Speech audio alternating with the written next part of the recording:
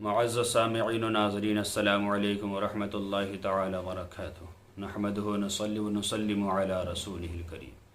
کسی سائلہ نے سوال کیا ہے کہ حضرت، اگر کوئی لڑکی، کوئی دلہن میک اپ کے وقت مصنوعی پلکیں، یعنی الگ سے جو پلکیں لگا دیتے ہیں تاکہ پلکیں لمبی نظر آئیں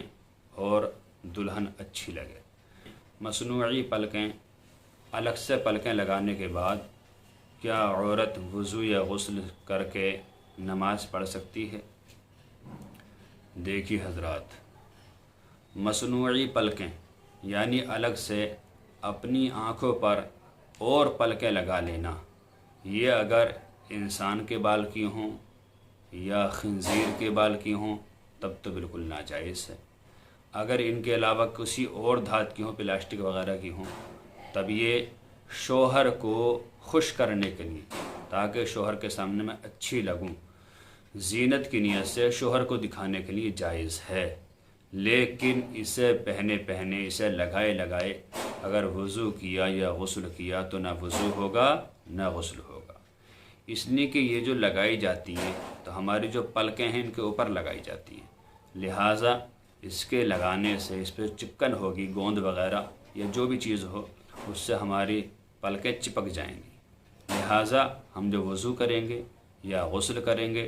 تو پانی وہاں تک نہیں پہنچے گا، جو ہماری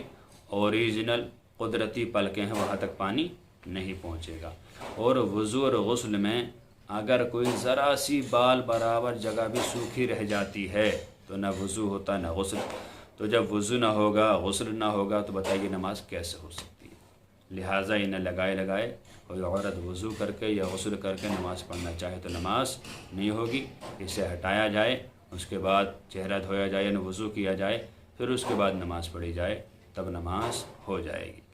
پورے میک اپ کا یہی حکم ہے، اگر وہاں تک پانی نہیں پہنچتا جو ہماری قدرتی جلد ہوتی ہے تب نماز یا وضو غسل نہیں ہوگا، اگر پانی پہنچ جاتا ہو تو نماز ہو جائے گی، غسل بھی ہو جائے گا، وضو بھی ہو جائے گا۔